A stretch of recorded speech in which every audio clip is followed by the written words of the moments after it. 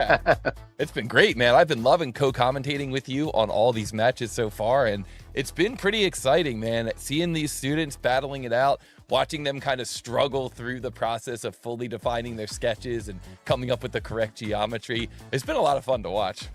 Absolutely. And I think anytime we can get kids excited about school, especially post-COVID, this is like amazing. So Yeah, it's been quite a ride, and it's so cool to see the next generation of engineers, as you said, getting excited about the world of 3D CAD.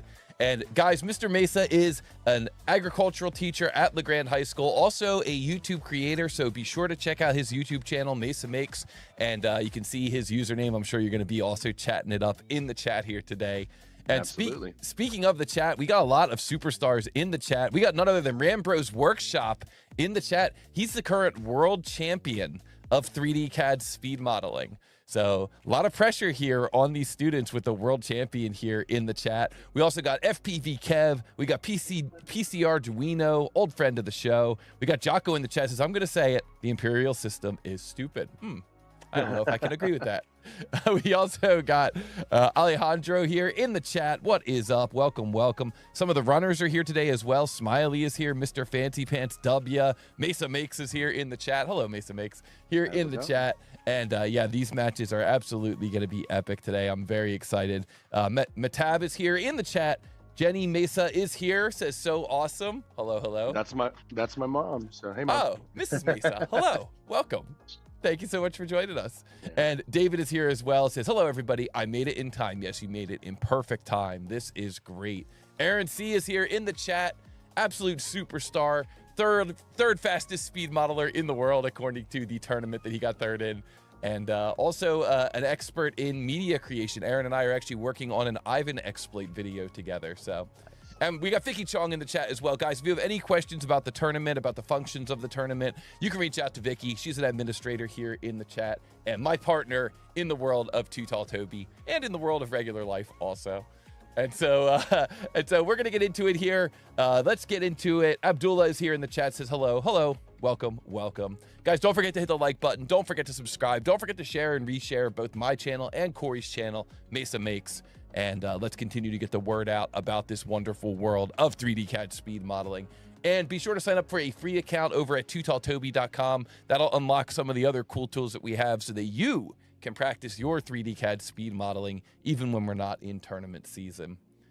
But wow, what a tournament it has been so far. We started off back on January 10th with Smiley versus the JS, and Smiley was able to move on into today's match. We also saw a match between Mr. Fancy Pants and NXC, a 10th grader versus an 11th grader. It was Mr. Fancy Pants who claimed victory in that match and moved on to today's match in the semifinals.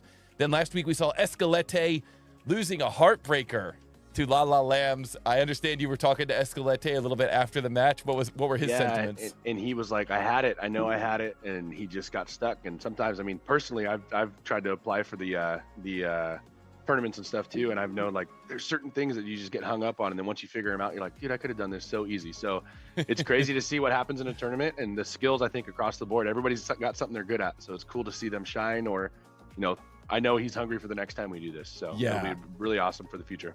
Yeah, and that's the good thing is that, you know, these tournaments are not a once and done. We have multiple tournaments throughout the year. We're hoping that we can set up some more tournaments with you and some of the high school community. And I think that, you know, we're going to see Escalete here in the bracket once again sometime in the future.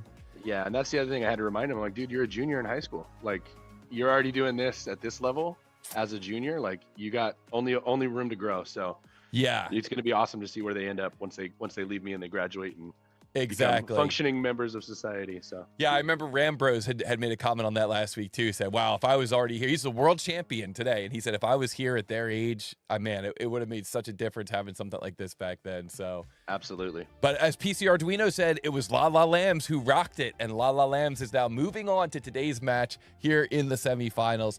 I also noticed we got Victor K in the chat, the former world champion of 3D CAD speed modeling from back in 2023. So Victor K was the winner in 2023. Rambro's Workshop was the winner last year, 2024. So multiple world champions joining us here today in the chat. Hello, everyone. Thank you all. Good company to have. Great company. And we got W, our 10th grader, who went up against Weecho last week, an 11th grader, and it was W who was able to come out with the win, finishing off that, remember that plastic drawer last week? He had that width dimension wrong, and once he got in there and modified that width dimension, he was able to get it right. So that was awesome. Yeah, and we did a little post-game chat with everybody and showed them, and they're like, oh, that's how I would have done that. They learned the shell command, and so if we see any of that today, they should be well-versed in that. Awesome. They'll be ready for it. Yeah, I mean, that's the cool thing about these tournaments. That's the cool thing about, you know, this idea of speed modeling is that it's not really a once and done. It's more like a do it once and maybe watch a tutorial, then try it again, see if you can get faster, try it again, see if you can get faster, because you learn these different things that, you know, you could have done better. And I think it's such a great way to learn. So welcome. Absolutely. And it looks like Scott Johnson is here as well. Says greetings from Frigid Plains, MT. I guess it's Montana, right? Montana. He's been cold lately. Yeah, we've been talking for a little bit. Let's go. And Jim Yu is here as well. Jim Yu, as you know, last week got several of the predictions for the Wheel of Fate correct. So let's see if he can continue his streak this week as well.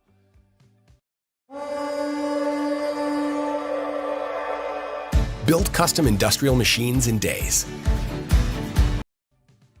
Guys, here's a question. Are there any prizes for this tournament? Absolutely. These runners are absolutely competing for prizes from our friends over at 3D Connection. They've been a longtime sponsor of these speed modeling tournaments, so be sure to visit them, 3dconnection.com. And what we've got is our 4th, 3rd, and 2nd place winners are going to get a Keyboard Pro with numpad and a CAD Mouse Pro wireless. So this is hardware that is specifically designed to help people doing 3D CAD. I've actually got my 3D Connection set up over here. I can show you the numpad here. It's cool. It's detachable, so you can put it on the left or the right. You can program in kind of macro keys to this. There's some macro keys across the top. So this is really a nice piece of kit here. And they get the CAD mouse, which was designed specifically to help CAD users be more productive in their CAD system. So very exciting to see these prizes. And then for our first place, 3D Connection is also throwing in the Space Mouse Compact, which lets you do this really cool dynamic zoom and rotate. That little puck that you can see in that image can be lifted up and pressed down as well. So it truly gives you all 6 axes of rotation and translation for movement, so you don't have to do that with your mouse. It's really, really cool, really smooth results from that thing. So congratulations to all of our runners. Everybody who made it through to today is going to be in that top 4, so everybody today has earned one of those prizes. And of course, check out 3D Connection. They do offer a student discount, so if you are a student and you want to access that discount, you can visit them at 3dconnection.com. And hold on a second, Corey. I'm getting something here from my producer, getting an announcement here. It looks like there's actually some additional prizes being thrown in here. Looks like awesome. on top of that CAD mouse package, first place is also going to get a $100 Amazon gift card. Wow. That'll go a long way towards buying some student supplies, right? Absolutely. Probably some pencils and notebooks and stuff with that. They're probably going to buy Pokemon cards or Legos or something. Not that I wouldn't do the same thing, so I have no room to talk. But. You guys, are they into Takis? I know that some of my roommates were really into Takis. Yeah. Yeah, they'll probably end up getting Takis or something. Yeah, awesome. Once the red dye 40's banned or whatever, you know, they got to get it while they can. Get it while you can, exactly. Yeah. And so we've got our second place winner is going to get a $50 Amazon gift card. Our third place is going to get a $25 Amazon gift card. And our fourth place winner is going to get a $25 Amazon gift card as well.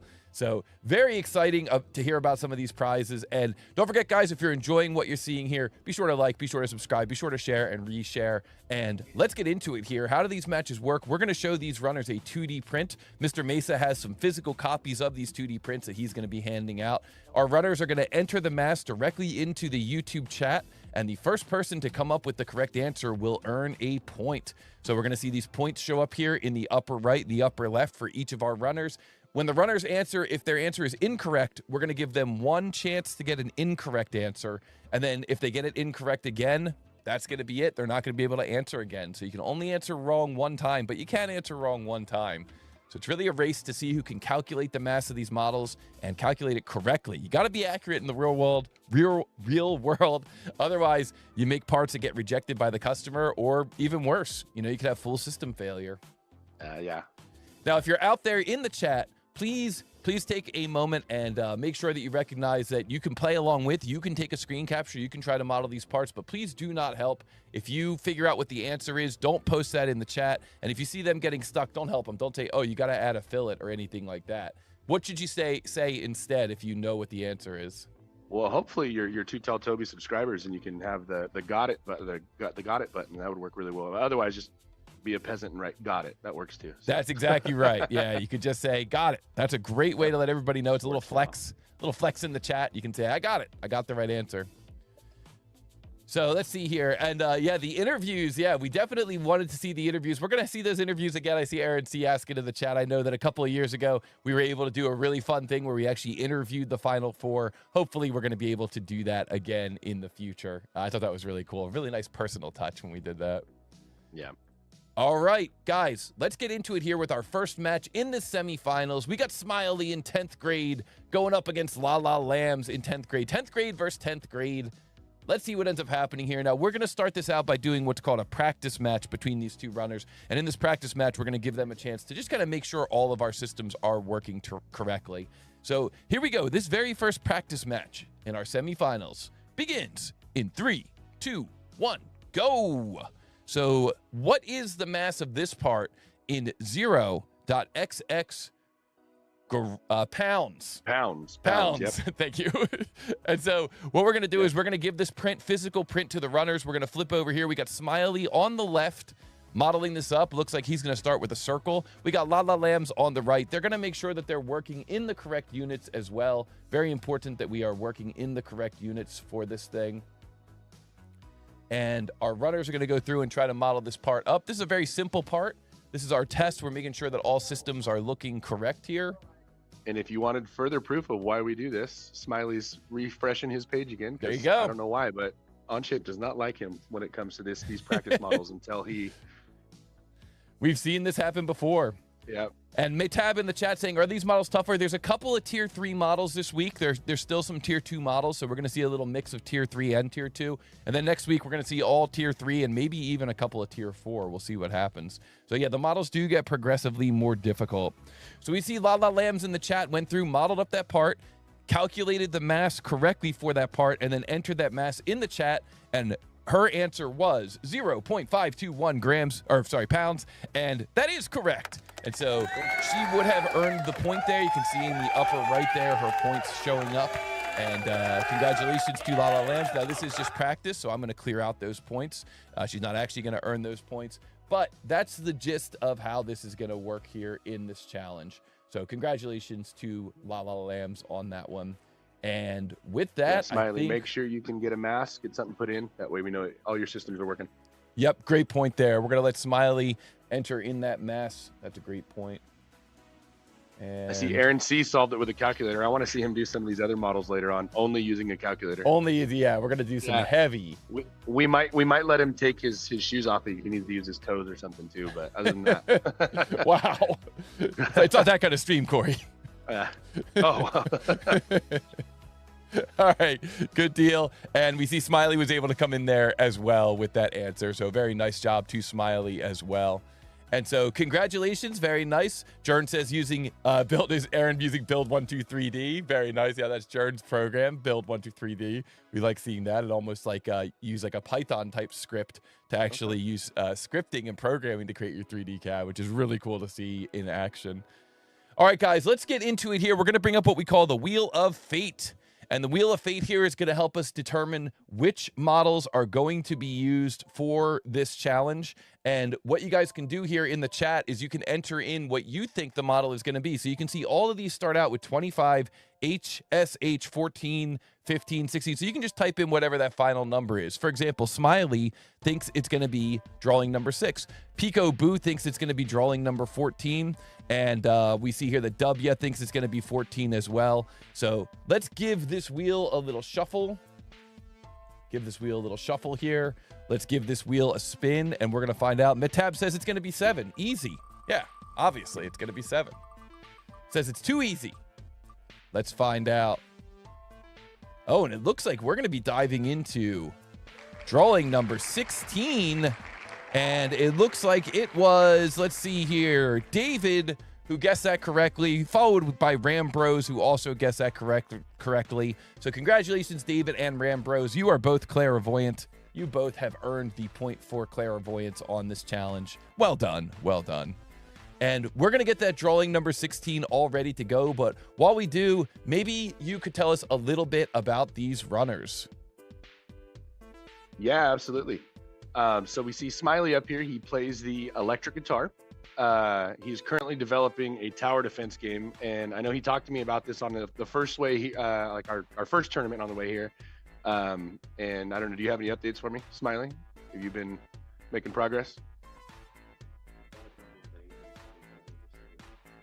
So he's teaching himself a new program called Blender, and he's still trying to learn some of the hiccups with that, but we'll see. Hopefully, maybe we'll give you guys a build to be able to play. That's cool. And he's, like he said, he's learning Blender, so he's getting pretty good at that, and some cool different skills. And it's cool to see like all the different ways that drafting can be used. You know, it's not just making parts. You know, video games and even just ads on TV. So it's used in a variety of different ways. And La La Lamb, she loves to hike. She has a 4.0, so way smarter than me and way smarter than I ever would have been. And her favorite music genres are jazz and oldies, and specifically bossa nova. So she really likes to listen to some old, nice, kind of just feel good jams, kind of like the lo-fi that everybody's going to now, but the old school. Love it. Yeah, I love it. I love it when there's a lot of different instruments. I love having the different, you know, like the samba timings and stuff like that. It's so cool. Yep, absolutely. Love it. Awesome. And we got John O'Connor in the chat saying, first time here, why is this so much fun? Nice. Good. That's exactly the kind of question we want to hear, because it is fun. It's cool because we're learning and we are getting to see kind of the future generation. It's so cool. It's cool to see these students and to learn a little bit about them. But now the time for fun is over. Now is the time for competition. So here we go. Let's jump into this first match between Smiley and La La Lambs. This 3D CAD battle begins in 3, 2, 1, go. What is the mass of this part? In XX.XX pounds, this part is called Common Base. It's a tier 2 level challenge. And I think what we're going to see here is which one of our runners is going to be the best at locating and creating those holes. Good luck to both. And we're going to flip over to this CAD versus CAD battle and see how they approach this thing. So we see Smiley on the left, starting out with a sketch here. Looks like putting the origin in the lower left corner. We see La La Lambs on the right, starting out looking down on this plate from the top, and then maybe getting in there and adding their first hole. So interesting to see these two different approaches. I like it. I think both are valid. Let's see where they go with this. Yeah, and I think, I mean, if you draw it either plane, it doesn't really matter as long as you're consistent, right? So it looks like Smiley might be drawing the top view on the front plane, but it's not going to make a difference. Just how it's oriented in the program, in space, floating around. Exactly. Well, we see La La Lambs is going to be, she's jumping into the hole command. Wow. Oh, this might be already drawing first. Yep. First blood. Let's see if she remembers the process for this. Yep. Very important to learn how to create different holes when you're working in 3D CAD, because in 3D CAD, you know, this is how you mount parts together. This could maybe be like a mounting plate for some type of welding fixture. And so, you know, you're going to need to mount this onto something else. And once you start cutting steel, there's really no going back. I mean, you're going to have a hard time kind of shifting that hole over just a few fractions of an inch. So you really got to make sure that it's right the first time. We can always fill the hole with weld and then do it again. But if this were a wood part, yeah, you're starting over. So it's yeah, kind of crucial. Yes, exactly. If we see Smiley's getting some dimensioning going, and I don't know if he quite has all his constraints set up, but we go into 3D. He's extruding. Here we go. I love it when they first go from 2D into 3D. Sometimes we call that drawing first blood. And yeah, it's always exciting to see who comes up with that first feature. So we see La La Lambs on the right kind of trying to navigate through this menu.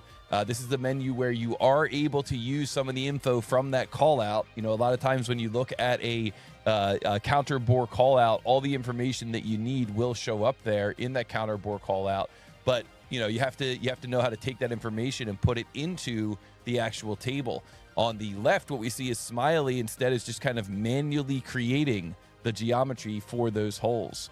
So either approach could be valid. You know, you can certainly go either way. It's really about what you're the most comfortable with. And it looks like Smiley's pretty comfortable with, you know, just creating those sketches, where La La Lambs is trying to use that hole tool, which I love that hole tool. I think that hole tool is super useful. But, you could definitely go either way. I could definitely see value in both. Yeah, Rambrose is thinking what I was thinking. I just wondering how Smiley's gonna attack this with that extrusion, because there's a way, and it's just kind of interesting how he's gonna go about doing this. So yeah, both of our runners trying to figure out, what to do with this file from here. Yeah, MedTab saying Smiley exploit. I think he'd love that if there was an exploit named after him. So Aaron C's got it with a calculator, he says too. Nice. Very nice. I like that challenge. Yeah, you are a legend, Aaron C. I like that challenge of trying to figure out, what do we do for volume for the plate? We do, XYZ, no problem there for volume. Then we can take volume times density and come up with the mass, but then we have to do some either volumetric removal or some other solution to get those cylindrical shapes. So I think we need to do this with what's that cooking show, Chopped or whatever, where they get they have some sort of handicap that they have to use. Like Aaron C can do this, but he has to only use a calculator, and Dom gets to compete, but Dom has to do a trackpad with a broken scroll wheel on his other mouse. Yeah, I like that. All these cool tools that we're getting from 3D Connection are great, but you don't get to use any of them in this. Yeah, just ragtag, free for all, random. Everything random, exactly. Yeah. And Eric Garcia is here in the chat, says, "What's up? What's up, Eric? Welcome, welcome." Don't forget, guys, to vote in that poll. We do have a poll up for what your favorite units are, and we're going to take a look at the results of that at the next break.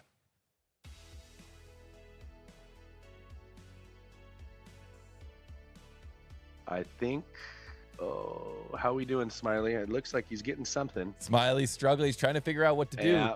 He's got a lot of information in one sketch. For me personally, I prefer to kind of keep my sketches simple.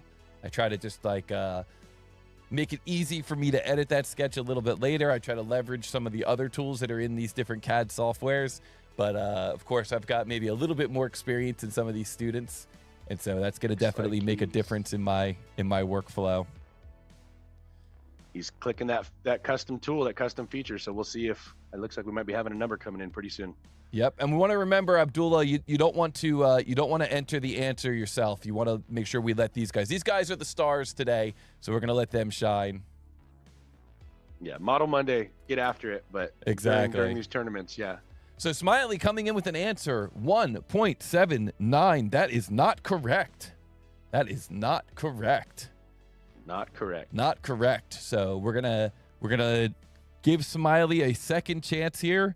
But coming in with the answer 1.79, that is not correct. So if we take a look at the 2D print here again, I know I'm a little zoomed in on this 2D print, but if we take a look at this 2D print here again, we can see the question is, what is the mass of this part in XX.XX pounds?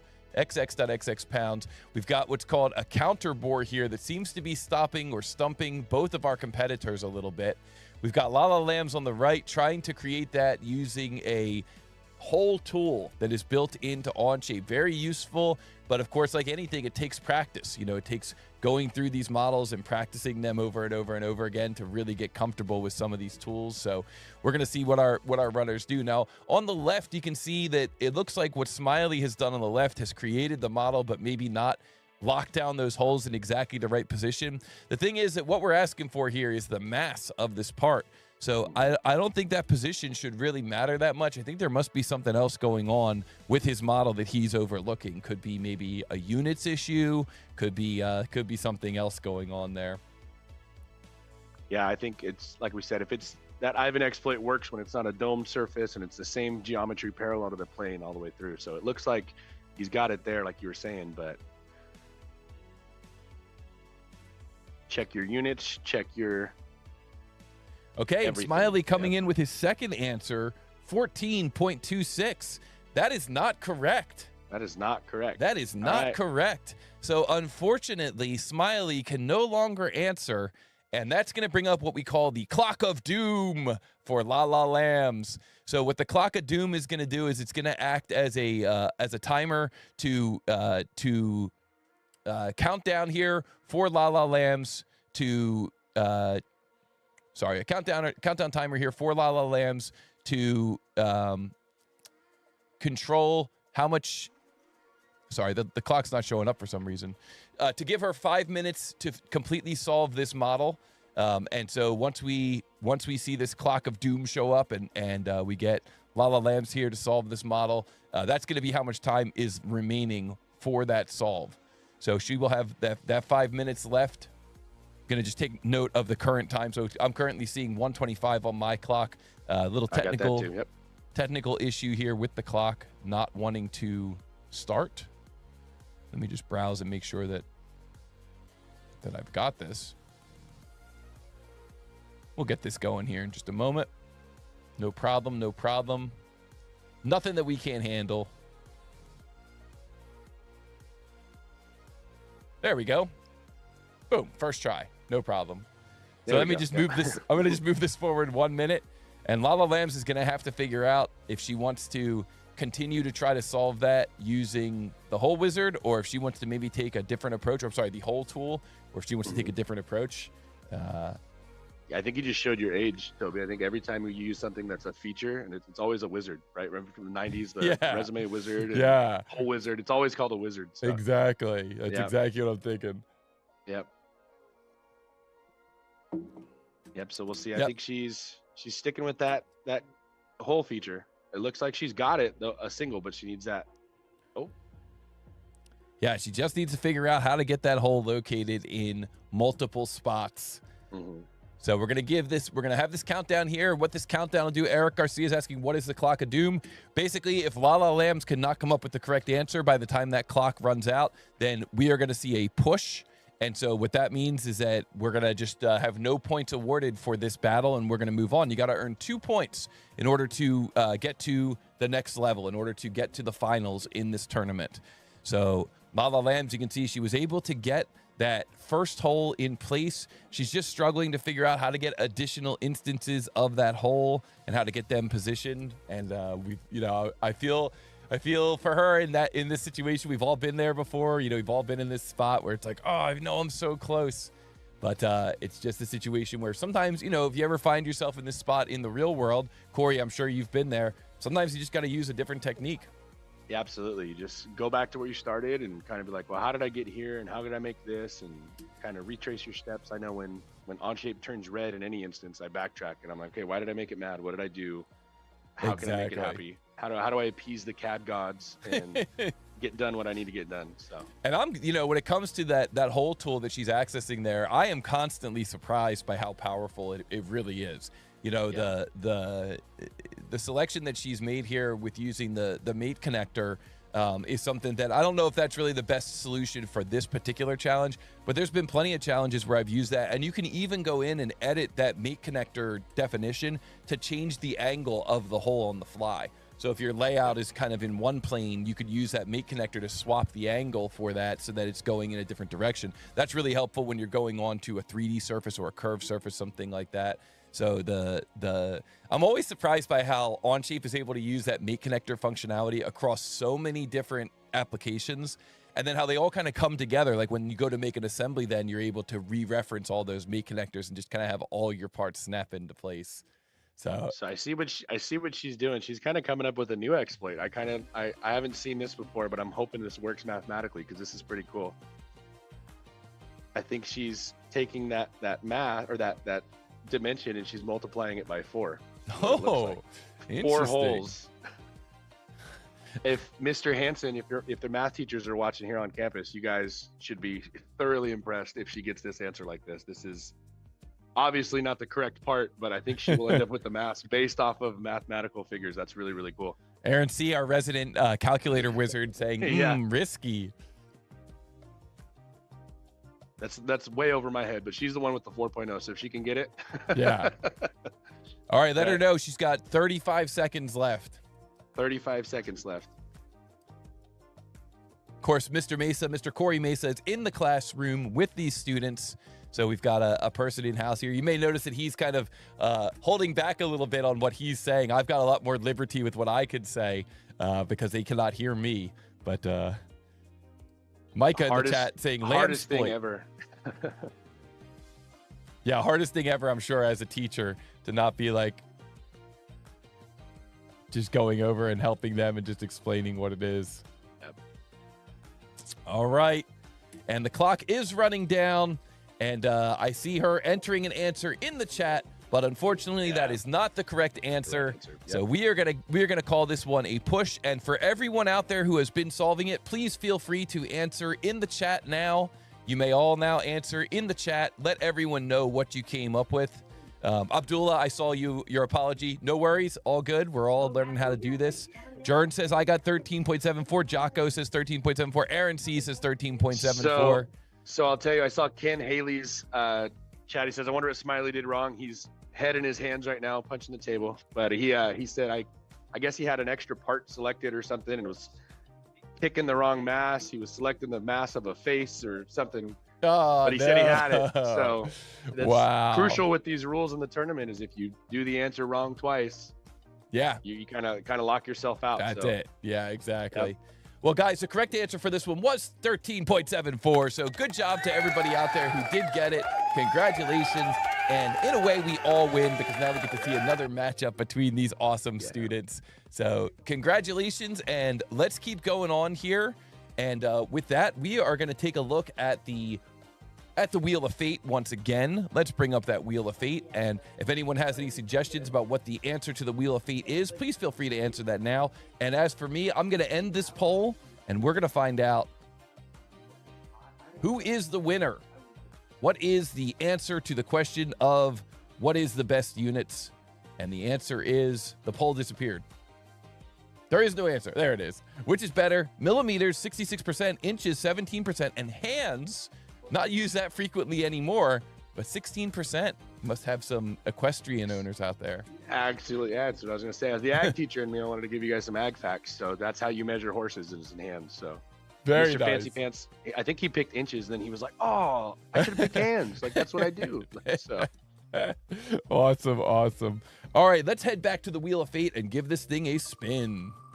Here we go. Let's see what are we getting for answers here. We got Jim coming in with 04, FPV Kev 13. We got Rockcrawler 14, Vicky Chong's 9, Doc Holiday 15, and the correct answer is 15. Congratulations to Doc Holiday. That is correct.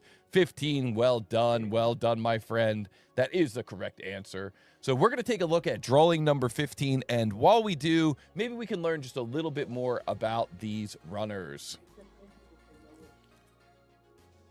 Yeah, so Smiley, his favorite anime, these kids have got me to read a lot of them and watch some shows and stuff too, but he said his favorite anime is Berserk, and he has a YouTube channel called The Real Smiley. So if you guys want to check him out, once he finishes his tower defense game, I'm sure he will post some stuff on there. So that's where you'll be able to check that out. And as far as Lala Lambs goes, she has 12 chickens and roosters at her house. So wow. Yeah, that's a lot. I have 4 dogs and 2 kids, and I feel like that's a handful. I couldn't imagine 12 chickens and roosters. So. Yeah, wow, that's a lot. As well as 3 sisters and 2 brothers. So it looks like they got enough help to be able to get those chickens and roosters taken care of. So good. Well, that's important. Very important. Cool. Well, we are going to get into this next challenge. I think this is going to be a fun one. I'm really interested to see how our runners handle this next one. So let's get into it here. We're going to go back to our, I guess we're done with the Wheel of Fate, right? We're just going to get into it, right? Yep. Any advice for these runners before we get started on this one, Corey? Always check your units. Yes. And I guess for Smiley, make sure you're picking the right part that you're trying to get the mass for. Great advice. All right, awesome. Well, here we go. This next CAD battle between Smiley and Lala Lamb's 10th grader versus 10th grader begins in 3, 2, 1, go. What is the mass of this part in 0.xx pounds? Actually, sorry, that's x.xx pounds. x.xx pounds. Maybe if you could let them know, Corey. Sorry about that. x.xx pounds. x.xx pounds. Yep. What is not a 0? What is the mass of this part in x.xx pounds? So if you're watching out there, take a screen capture so you can follow along with. But here we go. We can see the Smiley on the left has decided to start drawing this part, looking down from the top. We see that Lala Lambs on the right is going to be doing basically the same thing, but using 2 circles. This is a part so Smiley's using the slot command, which they've come to fall in love with over the last couple of months, doing different stuff for the shop. And but there's some definite iffy tricks that kind of go around with that. So yeah, I was very excited to have this part and to have this, like you said, have this part kind of featuring the slot command. This is definitely one where you're going to be able to leverage that slot command if you kind of know how to use it. You can see that the cut on the bottom of this part, as well as the cut going through from the top, both are going to be able to utilize that slot command. But certainly there's other ways to do it too. You can see Lala Lambs, instead of using the slot, is doing 2 circles and then connecting them, and that will absolutely work as well. Yep.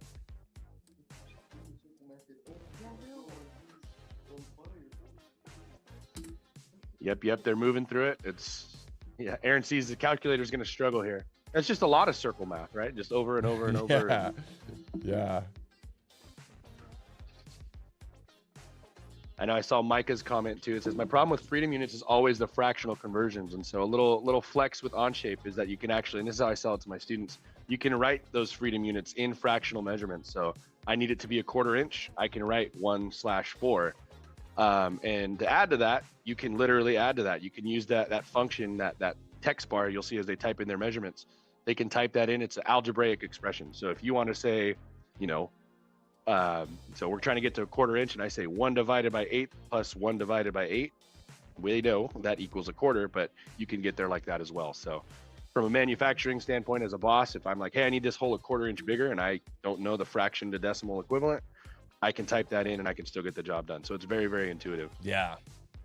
Now, one thing that's kind of interesting here, and this is something that if you're out there and you're a student, something that you can definitely look out for, is we can see that what's happening on Smiley's screen is that he's trying to create these dimensions that are shown at 1.75. But in the world of engineering, a lot of times we have what are called a radius dimension, and we also have what's called a diameter dimension. So you can see here that the diameter shows up as a little circle with a slash through it. That means the total distance across the circle, going across the center point, where radius just means the distance from the middle of the circle out to that arc. And so you're going to need to account for that when you're in engineering. You're going to need to account for those differences. And I think that may be something that's kind of tripping up Smiley here as he's looking through this challenge. So we'll see if he's able to go through and figure out what's going on with that as the challenge continues. On the other side, we see that we've got this radius 3 listed kind of down at the bottom of this view that I've got up on the YouTube stream. That radius 3 would be doubled to get to diameter 6, and that's what we see Lala Lambs is doing. She's got that diameter 6 running right through that main circle that she's got on the screen there. So yeah, it looks like Smiley just did a full reset, and he said, you know what, I don't like what this is doing. I'm going to start over. And full reset. You want to edit measurements, full reset. So. I like it. So he's pretty solid on that 4 inches going across center to center. It looks like he's just once again getting tripped up on that idea of diameter versus radius. So we'll see if he's able to figure that out. Be on the lookout. Micah was saying, yeah, once you have a decimal, finding the fractional drill bit that matches. That's true, but you can almost use Onshape like your drill gauge. And just be like, oh, well, what is a 1/4 inch drill bit, or what is a 5/16? And type it in real quick and get the answer. Yes, I've done that plenty of times. Instead of using a calculator, a lot of times I just kind of default to CAD. She would have panic attacks, like getting out of the van in the morning, bawling, crying, trying to go to school. And she's like, no, I can't go in. I didn't know how to help her. She just seemed to listen less to me because I'm her father as much as she would, I don't know, someone else. Lula. Yep. Oh, yeah. And we see Rambro saying, yeah, Lala Lambs did the mirror feature. So smart. A lot of geometry that's going to be overlapping, and you can clean it up. That's a cool feature with Onshape too. You don't always have to do that. Yeah, whenever we see a symbol like this, the green CLSYM, that means about that center line, the model is symmetric. That's what that symbol indicates. Yeah. So anytime you're working through that. And Tayraz says, I wish we'd all just move to metric units already. Absolutely. I feel it's easier, but I'm stuck in the freedom units until Lowe's and Home Depot start selling things in metric tools. When you go, when I got to buy, I can't buy a 2x4 in millimeters. So well, at the end of the day, there's been a lot of stuff that has been successfully built using inches, using feet, and so can't argue with the results. Yep. Had some really interesting innovation over the past couple hundred years, but now it may be time to retire that system. Yeah. All right, so now I see Matab saying, hey, really good videos on Onshape tools that I got. So thanks. Want to thank you for watching those. And they'll be coming every week. So Nice. keep it up and keep watching and keep practicing. Nice. Awesome. And hopefully you learn something from it. And what's that channel name? That's Mesa Makes. Nice. Yours truly. Very nice. All right. So, we see another potential full restart reset. here from Smiley. And we see Smiley you don't like when it turns red, huh? Smiley's like, I gotta figure this out. What can I do different? Looks like he may be using a different approach here. Maybe instead of using a slot, he may just be straight up making an arc here, and that way he can control what those dimensions are a little bit differently. So we'll see how that one works out as well. Mm-hmm. And Lala Lambs, look, she's doing her spin. She's figuring it out, seeing what's going on. I think she's definitely got she's the silent assassin approach. She takes her time and kind of is looking for some stuff. So I saw another one too. Doc Holliday said he asked if Onshape was the only thing they were using, and I know Vicky responded, but for us personally, we don't have like a computer lab. That's kind of like a thing of the past, and every student we're a one-to-one school where they all have Chromebooks in front of them in every class that they're in. So we looked for a way that they were able to do this kind of CAD drawing, but web-based, and Onshape's got the only thing that's web-based right now. There was SketchUp and stuff that we could do, but as far as what we could do and how we do things, to be able to go from a CAD drawing to a physical product, this worked the best for us. So this is why we chose Onshape. Nice. Yeah, it's one of the things that when people ask me about Onshape and they say, how come you're choosing to switch to that from another package? One of the big things for me is kind of in line with what you're saying, which is that not only does it just kind of work on any device, but also all your content, all your documents, any projects you've been working on, and even your settings moves right into that other device, because it's all stored in your profile online. So that's something that I have really come to appreciate, just kind of being able to jump from laptop to laptop and not having to go through and reset everything up.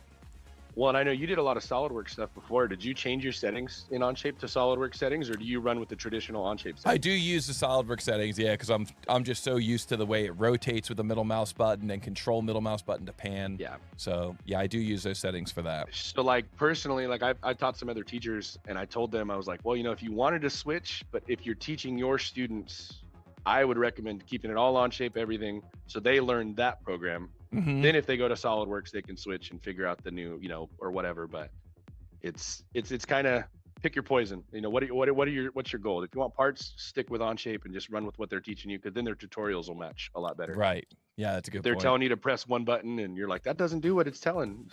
You're going to be lost for a little bit. I'm getting kind of wrapped up here and seeing what Lala Lambs is bringing up on the screen. It looks like she's got that depth correct for that extrusion, but something about that extrusion doesn't look right. But she's trying to figure out what that something is. Why would it be? I see the something. I think you see it too, but it's kind of hard to. Yeah, what would it be? I mean, I guess say it. Yep. Yeah, exactly. We got Smiley on the left. Looks like he's got his dimensions sorted out compared to how they were before. So we're gonna see if Smiley's able to now, finish up this model. It looks like you could probably, once you get those sketches down, you could probably end up extruding maybe extruding that outer slot, extruding that inner slot, and then cutting that little pocket in the bottom. And then you should be pretty much good to go with this thing. But the hard part is figuring out how to get those sketches in place. So I definitely understand why they're struggling with this one. Yeah.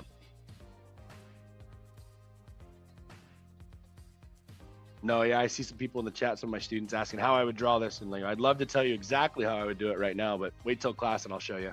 Once they're done, that way I don't spoil anything. And I see a bunch of different ways you could go, some different exploits you might be able to use, and certain surfaces I would pick is how I would kind of go. That's the way I can tell you right now without giving it completely away. Yep.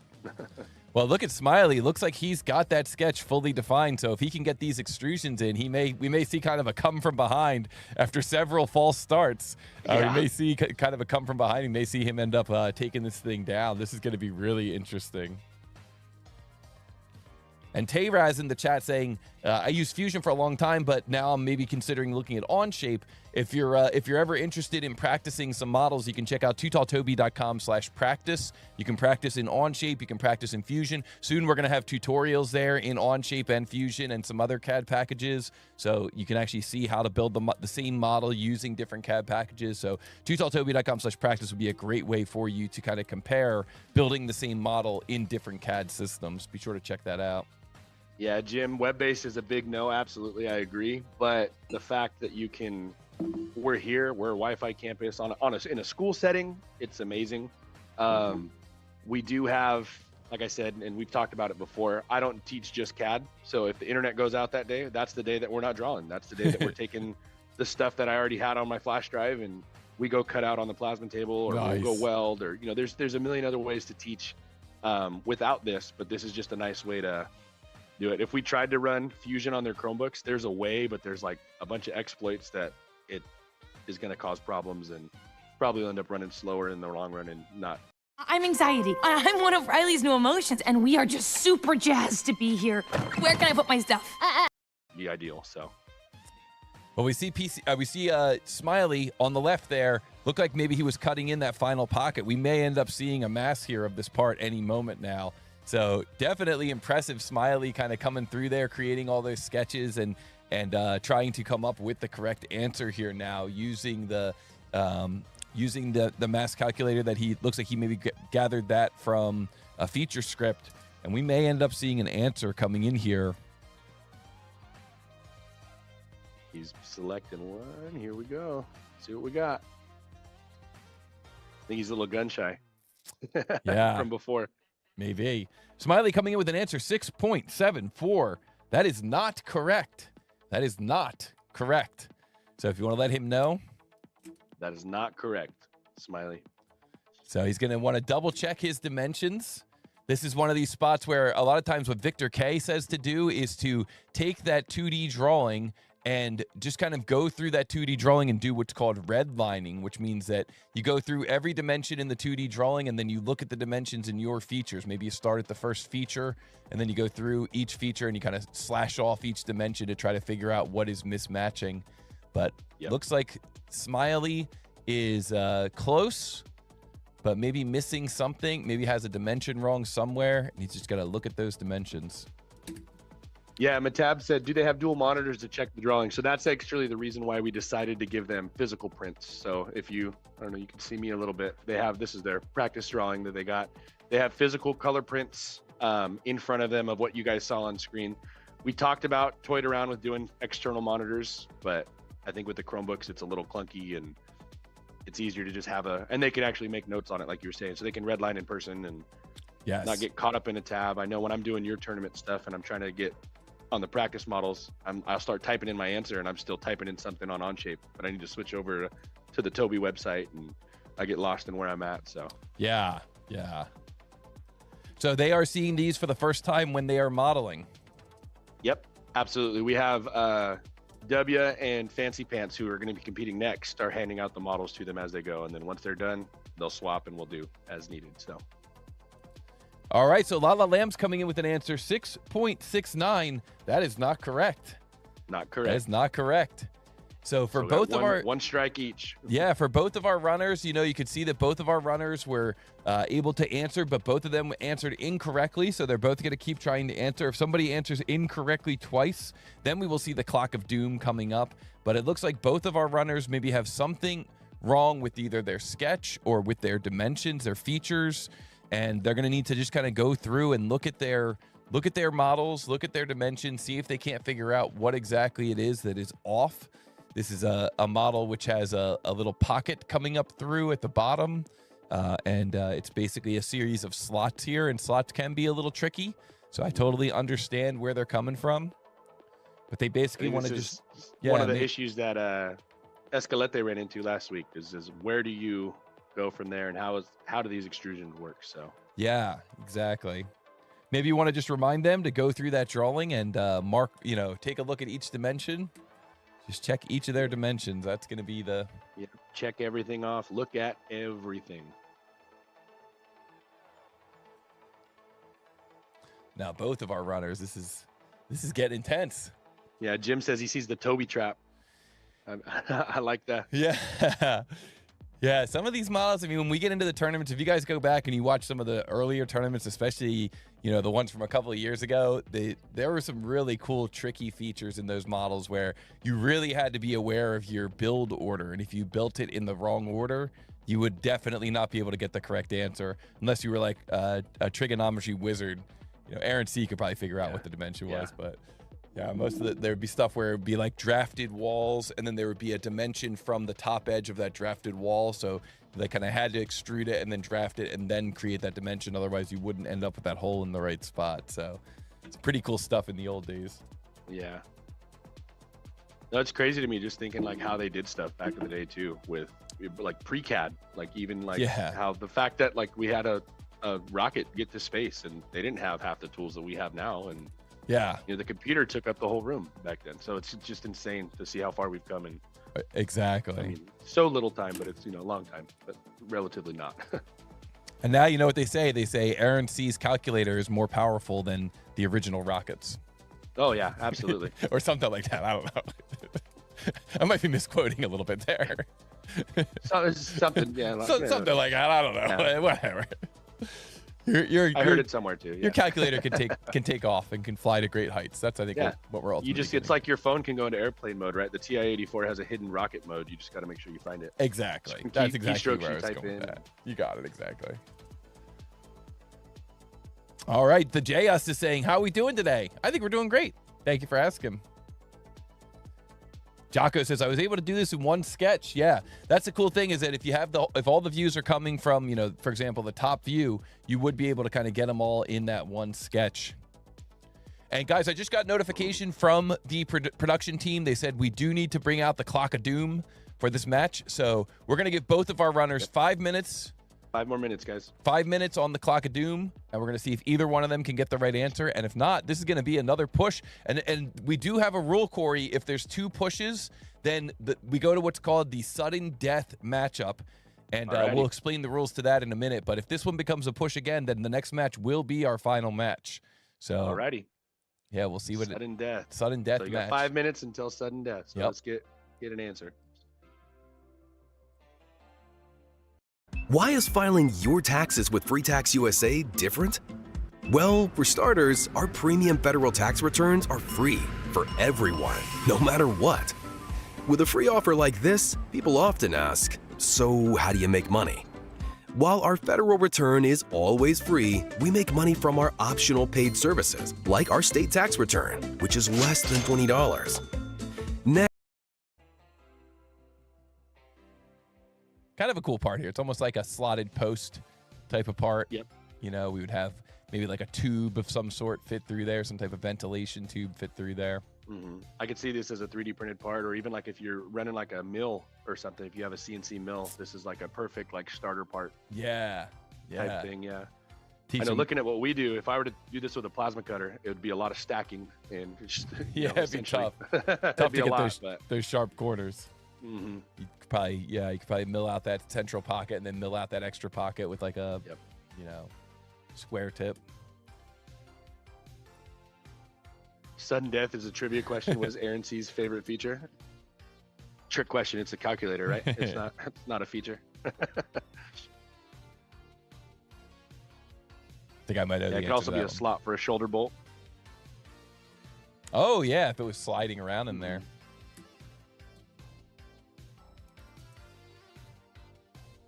All right, we see both of our runners probably, when you don't see much action like what's happening on Smiley's screen, what's probably happening there is he's looking at the print, kind of going making through. Sure, yeah, double going checking, through, triple checking, looking at the print. Oh wow, Aaron C says good guess, but lately it's been Control S. Let's make sure we can see that. There we go. So Smiley looks like he's doing an offset of some sort.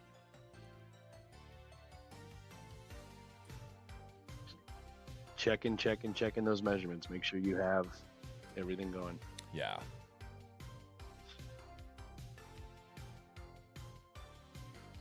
Just kind of looking back and forth here, watching how these students are kind of trying to figure out what exactly is going on with this thing. It's really, really interesting.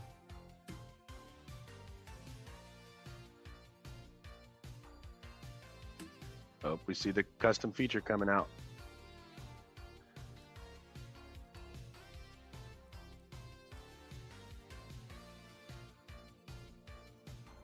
We may see an answer coming in here. This is what I like to see.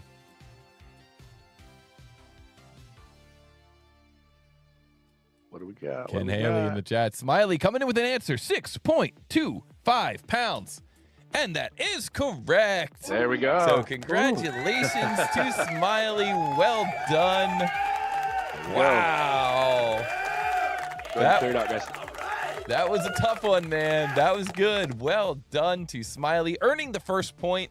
And that's going to let us move on to the next battle between these two CAD wizards. So cool seeing these high school students. Thank you so much to these high school students for being a part of this tournament. And thank you to you, Corey, for helping to organize this tournament. Wow. They're having a blast. Yep. GG Smiley. Very nice. All right, guys. Well, let's keep this moving along. We're going to keep going on to the Wheel of Fate. We're going to see what the next challenge is going to be for these runners. Nice job, everyone. I got 6.26. Yep, FPV Kev saying got 6.26. Yep, that's what I got as well. 6.26. And then it's plus or minus 0.1. I think his was actually 6.259 was what his answer would have said if he would have gone out that extra place. But that's all right. That's why we have the tolerancing on these parts. Well done to Smiley, and congratulations on that. And let's see what the next challenge is going to be. Pico Boo, Mr. Fancy Pants says 9. Pico Boo says 9. Abdullah says 7. W says 7. Smiley says 6. Let's take a look here and see what we end up with. Here we go. Let this thing rip. Rock Crawler says 14. Jocko says 13. JS 4. Vicky Chong says 9. FPV Kev says 4. It's going to be right on the line. Get pushes. And it's none other than 14. Rock Crawler and Metab both coming in with the correct answer. Well done, my friends. Well done, and congratulations. 14 is the drawing. We're just going right in order, huh? 16, 15, 14. Yep. I like it. Well, maybe we can learn just a little bit more about these runners as we move on. It's always cool to learn a little bit about these runners. It kind of makes it a little bit more exciting to know who they are. No, for sure. Yeah, so they won't be on the fun facts anymore because I went through those so quick and we've had to do a couple matches. But Smiley is, I mean, he's also in our school's medical academy and wants to be a doctor or something someday. So hopefully we can get him to change his mind, or maybe medical engineering, making some new heart valves or something, kind of tie the two together. That'd be kind of cool. Love that. And Lala Lambs, and actually both of them, Smiley and Lala Lambs, are on my ag mechanics team that we do. So we go up and down the state and we compete. Actually, everybody running today is on my ag mechanics team. So very, very involved. And they'll be competing here in the next couple weeks, showing off some other skills, hands-on skills, not so much in the CAD world, but showing off how to weld and do a bunch of different stuff. So wow, that's cool. So very, you really very teach cool. them everything, not just CAD, but a lot of different manufacturing skills. Yeah, I think I have undiagnosed ADD, and I just need to find a way to get me doing stuff, and they enjoy it. So, well, when you can take that knowledge and you can spread that out to all the students, to the whole next generation, it's a true superpower. So my hat's off to you, my friend. And thanks. Yeah, thank you. And here we go, guys. I think we are ready. So this next match is going to use drawing number 14. And this match is going to be between Smiley in 10th grade and Lala Lambs in 10th grade. And this battle begins in 3, 2, 1. Grammarly doesn't just improve the style of your writing, it also improves your substance. As you write, Grammarly keeps an eye. Go! What is the mass of this part in XX.XX pounds? You guys are getting all the pounds models today. This is great. Yep. XX.XX pounds. The tolerance is plus or minus 2 pounds. This part is called slide bushing. So we can see here, looking at this print. Well, actually, you know what? These guys are already in it. So let's just jump into it.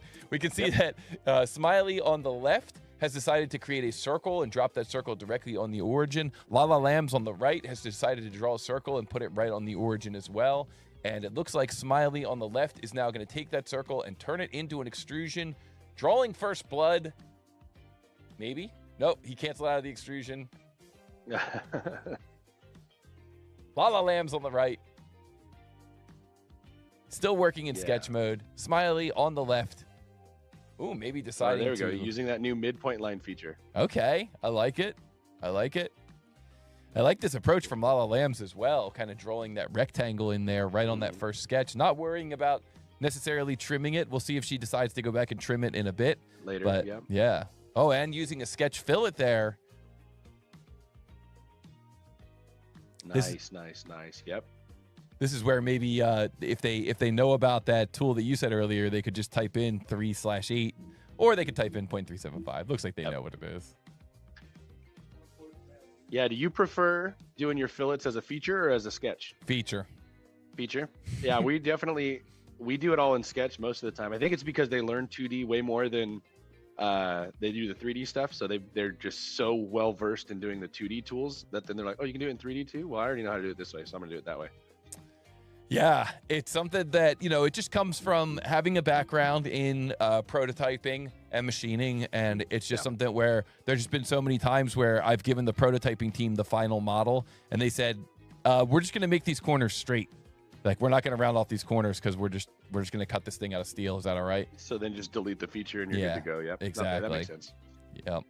And so just, guys, see, Aaron C asked, he said, Corey, what features are you planning to get through by the end of the semester? Do you guys get into creating prints as well? Yeah. So before, what I used to do was, Onshape's great with, you can share all these different things and I have access to all their documents, but I have a life too. And I don't want to have a notification going off every 5 minutes that I got an email from a kid that they shared a thing to me. So what we did is we make them actually create their own prints, and I make them come up with a logo and they have to give it to me. And one, it's a good cheat, any teachers that are watching, if a kid turns something in, Onshape auto puts their name on the print when you switch it into a drawing. So if it says, Corey Mesa at the bottom, but it's supposed to be Mr. Fancy Pants' drawing, well, why does it say Corey Mesa on your drawing? And it's time stamped and it's real world, because you're going to have to hand that off to somebody else. You could have done all the work, but they're not going to come in and check that you did it. You have to hand it off to the next person in the process. So exactly. Really cool. Very cool. Yeah. I definitely want to see some of that in action. Maybe we could have some kind of a drawings competition at some point. Yeah. But wow, Mr. Smiley on the left, all of a sudden blasted through that mud. I confess, I looked over at Lala Lambs making that sketch, and Smiley coming in with an answer, and it looks like that answer is 14.36. And Corey, we have ourselves our first finalist in this tournament. Congratulations to Smiley getting those 2 points. Wow.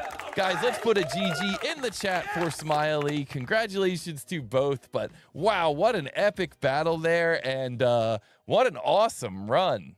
Wow, yeah, great absolutely. job. Congratulations. We got the victory cat. We get the 2 points there for Smiley. Well earned and well done, my friend. And wow, awesome battles there. So cool. Wow. Well, congratulations to both of our runners. Let's put a GG in there for Lala Lambs as well. And of course, Lala Lambs is not going to go home empty-handed. Lala Lambs is going to go home with a prize package from 3D Connection and also an Amazon gift card to use for school supplies. Absolutely. That champer I thought was going to get him, because I know we do a lot of fillets and everything is fillets, and champer's kind of the redheaded stepchild that's not always thought about, especially if you do it from a sketch. So I saw that and I was like, this might be what trips them up, but that is they awesome. got it. And I'm proud of them. So good job, guys. And Aaron C coming in the chat with a super chat. Thank you so much, Aaron C, for that super chat. Always a great way to support the channel with that super chat. And you've always been a long-time supporter of the super chat. So thank you so much for that. Very much appreciated. That is awesome. Guys, if you want to get in on that super chat train, the super chat is enabled during this live stream.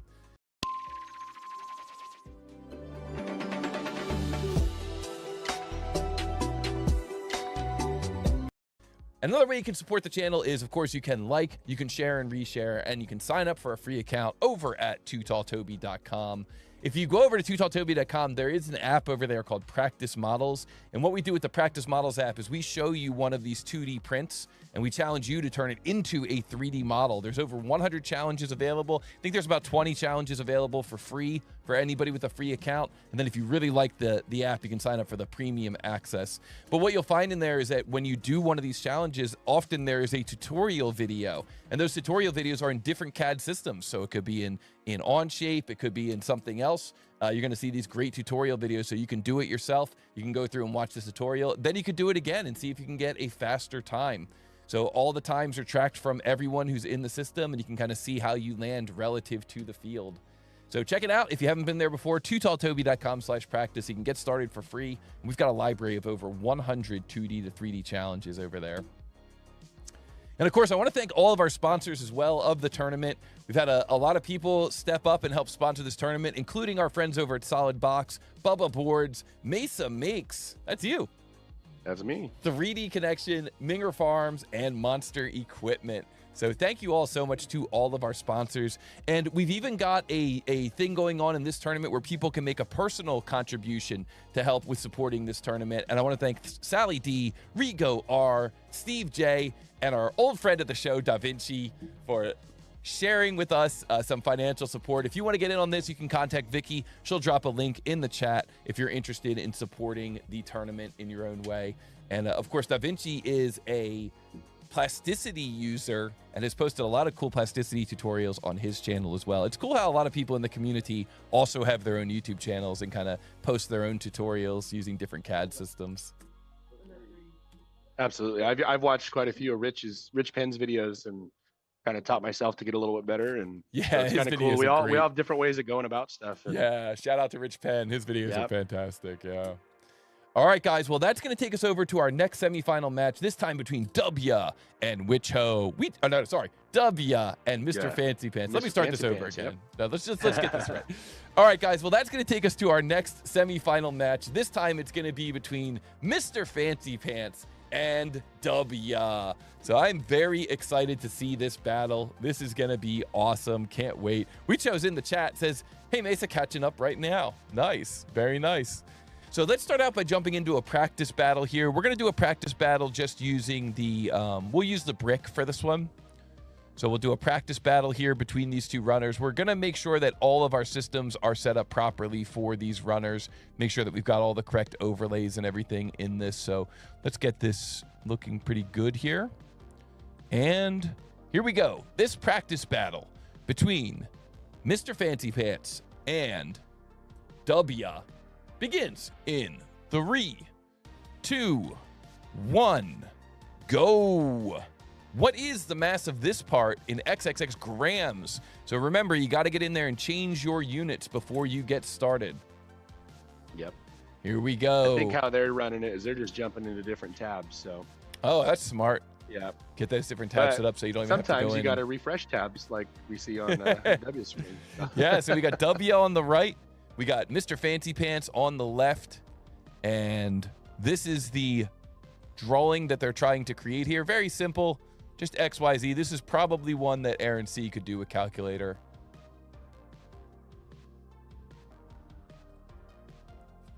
We see it looks like Mr. Tab says, let's go. Fancy's got the goods, but W has the W. So we'll see what yeah, happens today. They're both getting this thing done pretty quick. So yeah. It looks like they're actually using a custom plugin for Onshape. So it's what we call a feature script in Onshape. And that's kind of the cool thing about Onshape is if there's ever a function that doesn't exist in the software, you've got the opportunity to add it yourself. You've got the opportunity to put that, to add that functionality directly into Onshape so that you can use it.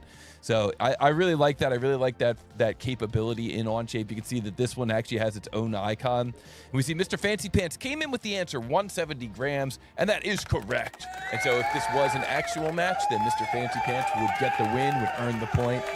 But we're going to clear that out. Mr. Fancy Pants on the left, W on the right, and I think all systems look pretty good here. I think we're good, yep. So there's only one thing left to do here, and that is to return to the Wheel of Fate and find out what drawing is in store for these runners. Aaron C. and Victor K. are talking about creating a Tier 15 model. Yes, we will eventually have a Tier 15 model.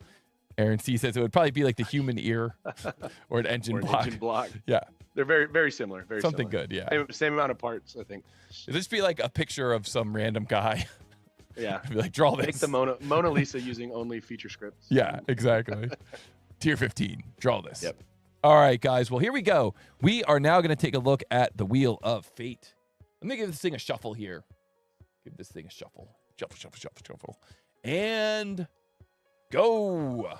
So it looks like we got Smiley guessing 6, FPV Kev 7, Ken Haley 7, Jocko 13, Vicky Chong 6, Jim Yu 7, Abdullah 4, Metab 6, Scott Johnson 13, Wicho 7, W 7, and Rockcrawler 7. And the answer is 7. And so it's going to be FPV Kev followed up by Ken Haley and Jim Yu getting that one correct. Well done. Honorable mention to Wicho, W, and Rockcrawler. Drawing number 7 is going to be the next drawing that these runners are going to see.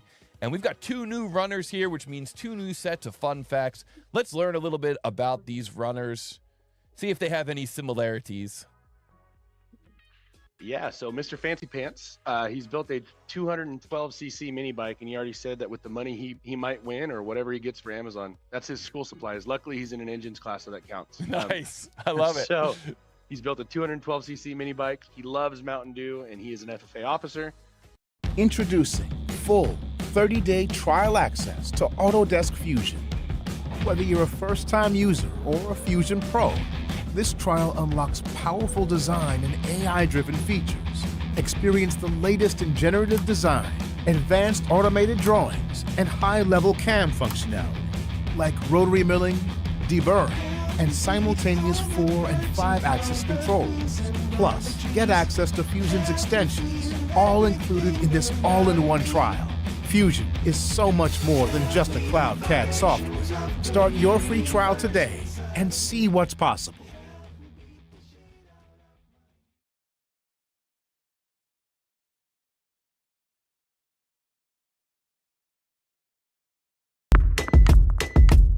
Check out in no time.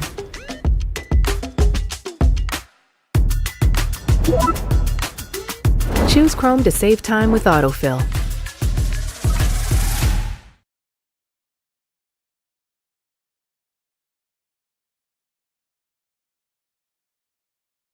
W is also one of our FFA officers. His favorite drink FFA is officer, Celsius. FFA officer versus FFA officer. FFA officer versus Cool. FFA officer. Small world. Yeah. We'll see what happens. His favorite drink is Celsius unless he has an empty stomach. And he rides his 125 SSR dirt bike whenever he gets the chance, which isn't very often because he's doing CAD tournaments and ag mechanics, and he's an FFA officer, so few Wow. and far between. Yeah. So we got dirt bike rider versus dirt bike rider. Dirt bike rider, FFA Celsius- officer versus FFA officer. FFA versus FFA. Celsius versus Mountain Dew. Yeah, so I I think guess- that's the ultimate. Yeah, that's gonna be. We're gonna find out which one makes you better at CAD. Yep. All right, awesome. All right, guys. Well, this is gonna be a pretty fun battle between these 2 runners, and I think we're pretty much ready to go. Any final advice for these runners before we go, Corey? Like always, check your units. Good advice. Good advice. Yep. Check your units. All right. Well, let's see what ends up happening in this match. This CAD battle between Mr. Fancy Pants and W, 10th grader versus 10th grader, begins in 3, 2, 1, go. What is the mass of this part in x.xxx pounds? Wow, this one has a x.xxx pounds. What is the mass of this part? So we can see this is made out of red oak, one of our newer materials on the channel. Let's flip over to this CAD versus CAD battle and see how these guys approach this model. So we see Mr. Fancy Pants on the left, looks to be starting with the origin in the upper left. We see W on the right, also starting with the origin in the upper left. I'm going to assume that they are both drawing this thing looking down from the top. Let's see. W putting in that Seems to dimension be, yep. 14. Yep. We see W putting in that dimension 9 as well. So it looks like they're both drawing this thing from the top. Mr. Fancy Pants on the left, moving on to his fillets. Wow, these guys are flying. And we see W on the right going through and adding in the sketches for those feet. 2 inches by 2 inches. Yep, and I think he's tapping into Ivan. Maybe. Trying to just see what he can get done. Oh, and I like this, selecting all these points here for his fillets all in one shot. I know if this was me, what I would probably do is either draw a quarter of it or draw the whole table and then just draw one of the legs and then mirror. But it's, Yeah, and this is almost more of like you draw the top and then you draw one leg and then do it in assembly. So that's kind of how from the manufacturing world, you would only draw one leg actually. So and then of course to locate that leg, you could put in a mate reference. Mate. Yep, absolutely. Connector. A mate connector. All right, let's see how he's gonna attack this one. All right. We see, looks like W on the right taking first blood, coming up with that first extrusion for the table. Now he's dropping in these feet. Now, of course, this challenge is a challenge where you are challenged to come up with the mass of the model. And in the case of what W is doing here, we call this an Ivan exploit. It's an older exploit from one of the first tournaments that we ever had, where one of our runners realized, hey, if I'm only trying to come up with the mass, I don't necessarily have to locate those feet in the right spot. We haven't really seen this too much in this tournament, although we did see one person do it last week. I think it might actually been W who did it last week. It was W, yeah. So he's got a keen eye here for these Ivan exploits, and there's not much that we can do about it. It's not an easy task to determine whether or not they actually have modeled everything correctly, and so this is just to come up with models that aren't exploitable. It's a little hard too. It looks like, and we definitely Fancy have Pants done is that. Trying to just do what Andrea is tapping into what they were doing, where they did the. Okay, and W coming in with an answer, and his answer is 32.14 pounds, and that is not correct. Not correct. That is not correct. And so it's kind of interesting. Check your measurements. I think this might need maybe what you want to do is show him, and Corey, I'll let you do a little intervention here. You might want to go and show him. I think that that material calculator might actually be the problem, because I noticed that the value for red oak and the value for another material were maybe very similar. So maybe you could have him do like a okay. Yeah, you see that? I think that red oak and carbon steel. Yeah, maybe double check that, or maybe just have him do it with a. You could assign a custom material. We're having a little technical difficulty here. This is kind of a unique situation for everybody who's watching. There's a custom script that has been written, but the calculation for red oak looks like it's incorrect in pounds. You notice that the value in grams for carbon steel is about 14 times higher than the value for red oak, but the value in pounds is coming up with the same number. So I think that both of the runners are having that issue. So I think maybe instead what they would want to do is you could have them go in and just assign a material and then use custom, and then you could input whatever that value is. So go make a custom. I don't know how to do that. Go to assign material. Oh, double click on your part, Levi. Custom. And then. Oh, then it's going to be pounds per inch square. So yeah, Fancy answered as well. That is not correct. Pounds per square inch, 570. Oh, what's the? Yeah, I'm going to have to find that out for you, Corey. Yeah. Stand by a moment. Guys, we're doing some on-the-fly stuff here. We need Aaron C's calculator capabilities here to do this on the fly really quick.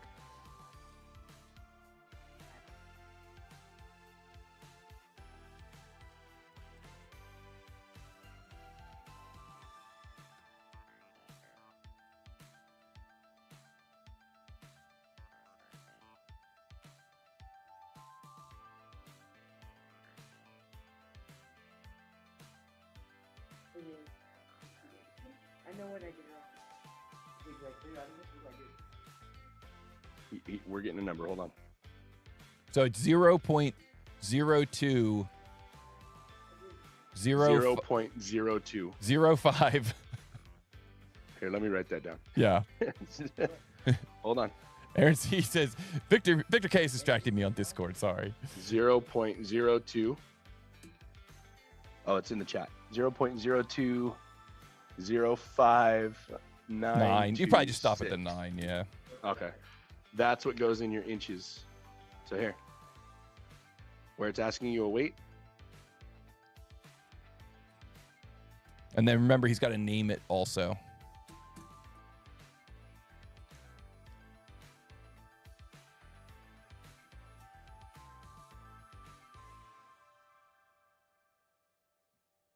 There you go.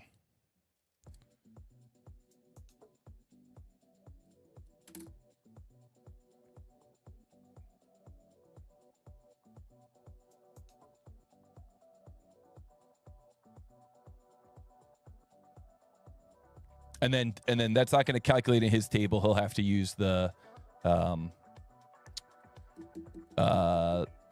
scales that are down in the lower right corner, or mass properties. Yeah, if the mass properties is there.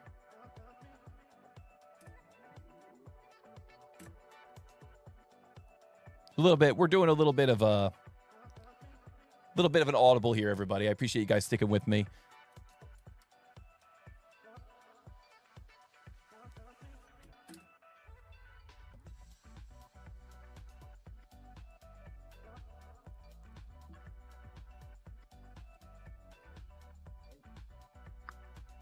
So does this count as his first answer? Is how we're going to do that? Yeah, or? that's how we'll do it. Okay. This will count as his first answer. So 2.34 is not correct. Not correct. Not correct.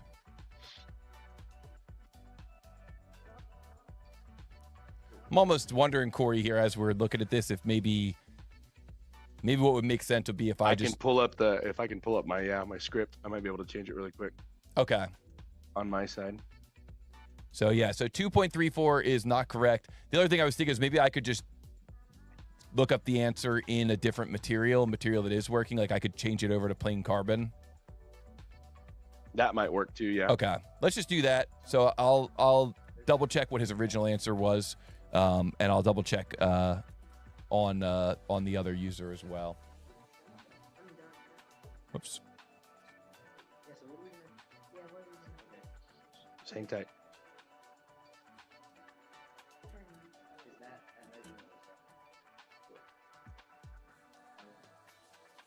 Okay, so let me roll back here. I'm gonna just I'm kind of rolling back in time here to his original answer.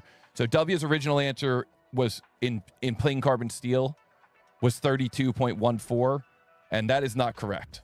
Okay, so that's not correct. And then Mr. Fancy Pants' original answer was 58.62. That is not correct. So now it's at a carbon steel, guys. Yeah, they can use their script. They can do carbon steel, but those two answers were not correct. I'll type them in the chat too, just so that everybody who's watching at home understands. And we'll have to kind of do an adjustment here in the background at some point. I feel like we had red oak before, and it was okay. I thought we did last week too, and it worked fine. Yeah, I don't know if... Or it might not have been in inches and pounds, yeah. That's probably what it is. Kilograms. Yeah, Yep. exactly. That's probably what it is. Okay. So both of our runners have answered once. We had W answer first with that 32.14. That's not correct. And we had Mr. Fancy Pants answer 58.62. Also not correct. So we're going to have both of our runners now taking a look. They're kind of trying to figure out what maybe they did that was wrong. Yeah, Scott Johnson confirming. Last week we had red oak and it worked fine. But maybe to your point, Corey, maybe that was in MMGS. I think it might have been in inches. millimeters, yeah. Yep. Okay, so it looks like maybe Mr. Fancy Pants has discovered what's going on with his. It looks like he was missing a key fillet on those legs. And it looks like maybe W on the right figured out what was going on with his. Maybe it looks like he had the wrong depth on that extrusion. So both of our runners working through this, and W coming in with an answer, 35.84, and that is correct. There we go. There we go. So just missing a dimension. Thank you guys so much for your patience through that one. Yeah, thanks for sticking with us on that. Yep, a little bit. I'm really good at welding, and I'm really good at drafting. I'm not that great at coding, so I copied somebody's code and tried to work with it, and you guys helped me find the bug. So. All good, yeah. Hey, man, this is what we do on the fly. You know, when you're when you're an instructor, you know that things don't always go 100% smooth. So I'm glad that we were able to get through it, though. And congratulations to W locking down that first win. Well done. I'm going to give him an applause again, just because that was a battle. That was a battle. Well done, my friend. All right, so if W can win this next one, then he is going to move on to the finals and face off against Smiley next week. Otherwise, we're going to see a third match. So Mr. Fancy Pants can still win. He's got to win 2 now before W wins another one, and then Mr. Fancy Pants will take that final. So, man, this is going to be interesting. I'm excited to see this one.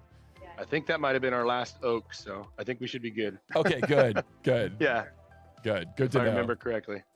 Well, GG to W. FPV Kevin in the chat says GGW. Yeah, well done. John is in the chat as well. J Miles, hello, and GG. Yes, indeed. All right, guys, this next challenge is going to be determined by the Wheel of Fate. And so if you have a guess as to what is going on the Wheel of Fate, which is not that's my, that was my unit translation. That's almost what I was going to have him do too, is just do some multiplication on a calculator real quick. Yeah. All right, so I'm going to shuffle these up.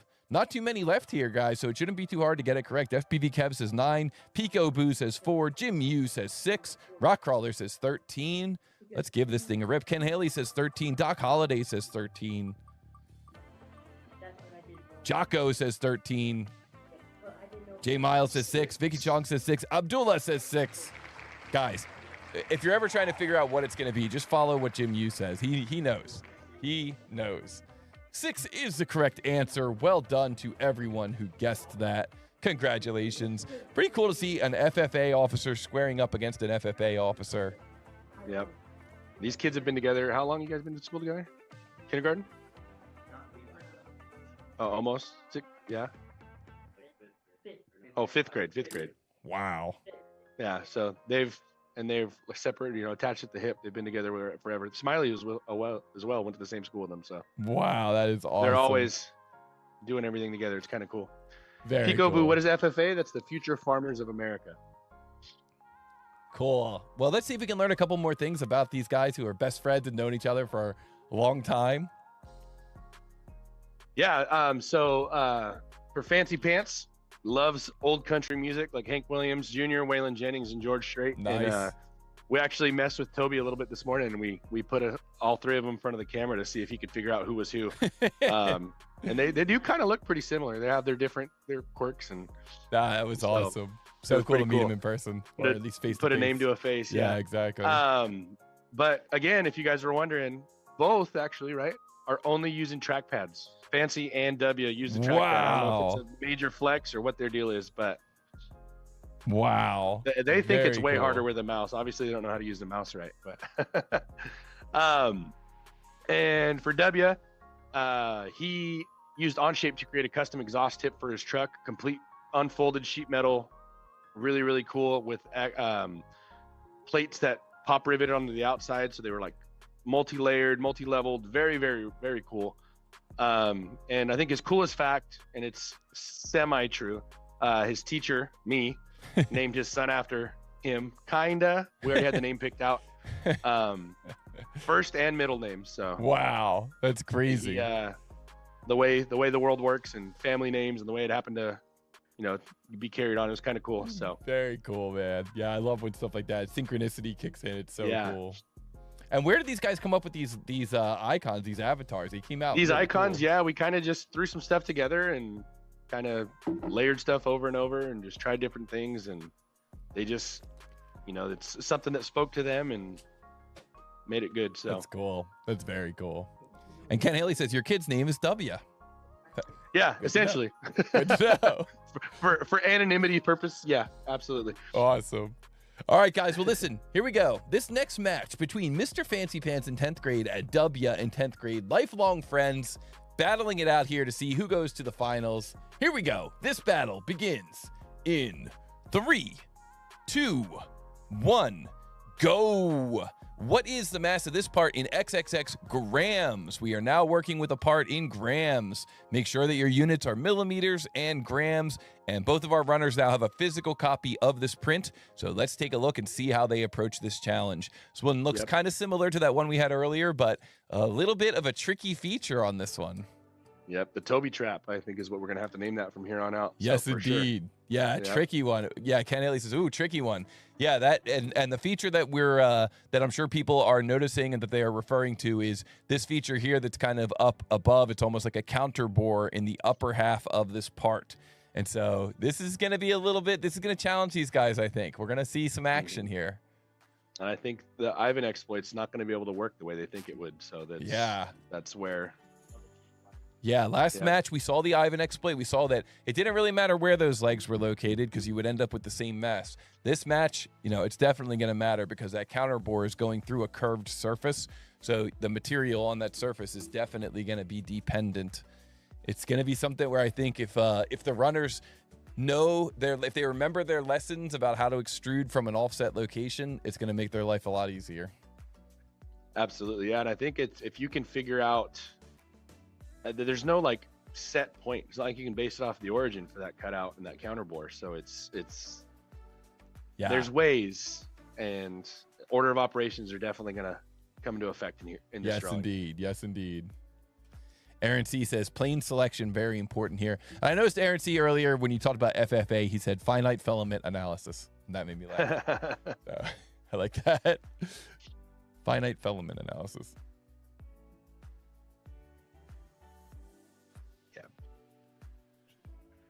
Yeah. We see. Looks like in the discussion about the using the trackpad versus a mouse, FPV Kev says I use one of them mice with rollerball things so the mouse itself doesn't move. Have you ever used one of those, like a thumb trackball thing? I had one at my old school, and it was like the guy I took over for left it, and I was like, well, I'm not gonna buy a new mouse. And it was like, oh, just go. I'd tell kids, go do something on my computer. Like, hey, just go do this real quick. If it's not working on yours, jump on mine. And they'd sit there and it was like foreign, completely different. So they'd keep moving it and it's not working. And yeah, it was nice as like a pointer though, because I could take it with me up to the front of the room and then use it. And so it kind of worked pretty well that way. Well, I really like seeing Mr. Fancy Pants there. He had that sketch with all those extra lines. Nothing is trimmed up and it's no problem for on shape. He was able just to go through and click those different regions. So that was pretty cool to see. Mm-hmm.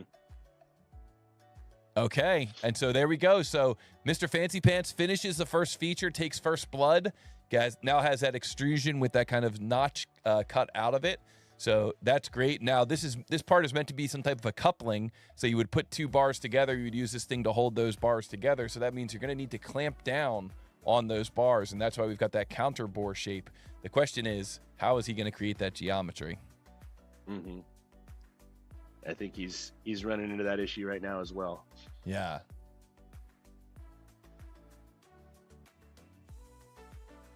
FPD Kev sounds like he's had a similar situation to what you were saying, where his coworkers come over and he says, the guys I work with hate the trackball mouse thing with a passion. Yeah, it's nice. It's almost like security. You don't even need a password. You can just leave that there. Exactly. It's like a stick shift nowadays. You can leave your keys in the ignition and nobody's going to know how to drive it. Yeah. Yeah, I'm teaching some of my roommates right now how to drive, and it makes me remember what it was like to have 5-speed, because of course I had learned on 5-speed. Actually, I had a 4-speed manual, an Escort Pony, which was a 4-speed manual transmission that Ford made in their Escort model, and then of course learning 5-speed. Yep. So much easier for them to learn. So I actually taught myself when I started here at this school about 5 years ago. I knew how to drive stick, but like my parents never had any cars when I was old enough to drive. They were all automatic, and then but I could drive a tractor like nothing.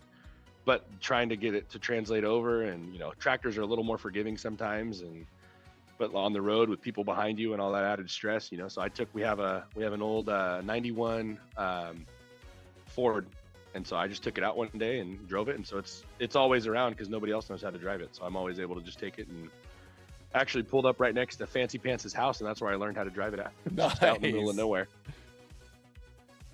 And you're saying that's automobile, or that was the tractor? That was a truck. Yeah. Okay. Yeah. So taking the Ford, it was 91 Ford pickup. Nice. Dually out there, and nice.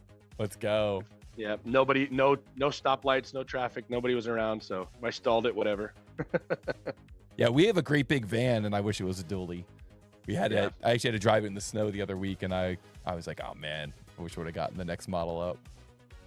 I see Aaron C in the chat is flexing a little bit too. Says I learned on a 3-speed tractor, 1952 Farmall Model M. Nice. Oh, FFA approved? Yeah, absolutely. Yeah, we have my grandpa's tractor actually in our shop right now. We're restoring. It's a 1956 International 300. Wow. And it was rusted. We actually cleaned it up. These boys actually cleaned it up with the the pressure washer and got rid of like 30 years of dirt seals that were, so now everything started leaking because the dirt cap that was on it is gone now. Look at it, Fancy Pants on the left there. I saw Yeah. it. Look at he was getting ready to do a surfacing feature. I was like, whoa, we're taking this tournament up another level here. We haven't done surfacing too much. If they've done it, they've learned on their own. It's hard to, from a fabrication standpoint, to wrap your head around the surfacing, because that's not, because it's infinitely right. It's infinitely thin. It's not a real. Yeah, it's, you know, the way the best way you can think of surfacing, and this is how I always teach my students, is think of it the same way as you think of planes. Like you don't hand off a model with a bunch of planes. You use the planes to construct solid geometry. Gotcha. Same idea with surfaces. The surfaces are tools you use to construct solid geometry. And if you start thinking of it that way, then like the swoopy, lofty stuff comes down the road. You can learn it then. I actually am just finishing up a series on doing injection mold design split using surfacing. And it's like a real good introduction for surfacing. That makes sense. It really helps you kind of keep things nice, for molding, nice and tight. Yeah, all in on shape. That should be out in the next couple of weeks. So you guys can take a look at that. Oh, okay. I see how Fancy's doing that. Yeah. Let's see what he does. Let's see how he gets rid. It looks like he's just got that extra material there that he needs to get rid of. Let's see how he handles this. Okay, making that.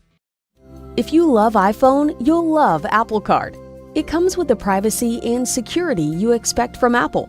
Plus, you earn up to 3% daily cash back on every purchase, which can automatically earn interest when you open a high-yield savings account through Apple Card. Apply for Apple Card in the Wallet app. Subject to credit approval, savings is available to Apple Card owners subject to eligibility. Apple Card and Savings by Goldman Sachs Bank USA, Salt Lake City branch. Member FDIC. Terms and more at applecard.com.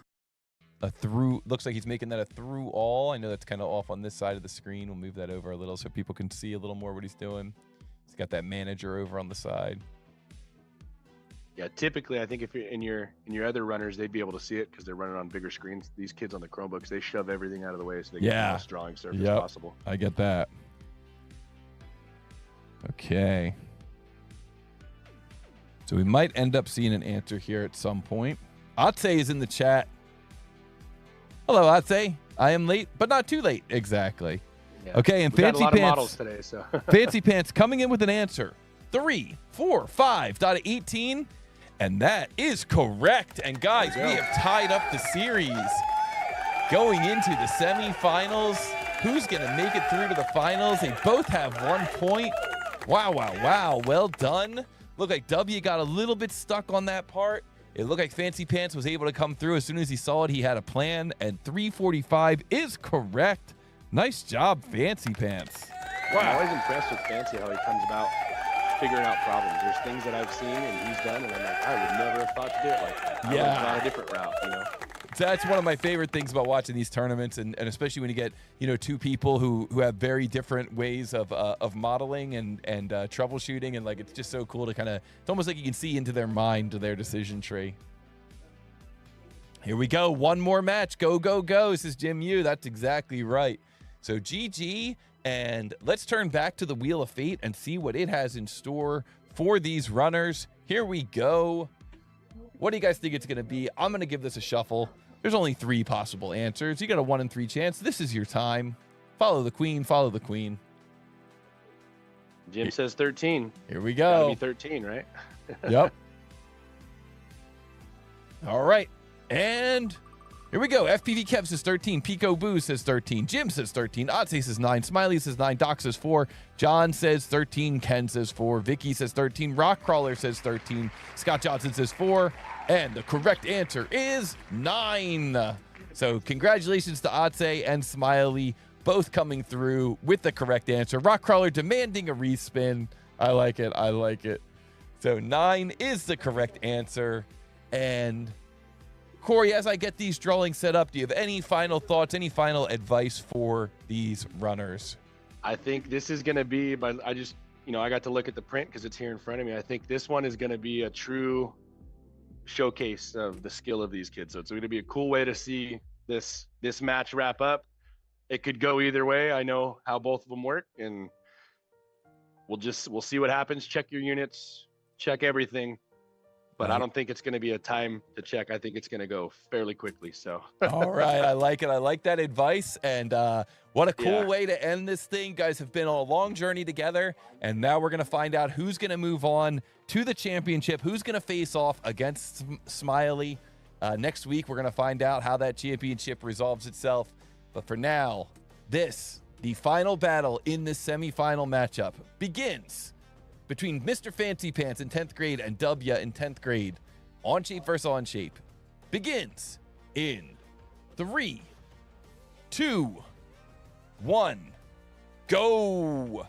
What is the mass of this part in XXX grams? This part is called standoff, and it is in millimeters. Here we go. Both of our runners are jumping right into it. Mr. Fancy Pants on the left, W on the right.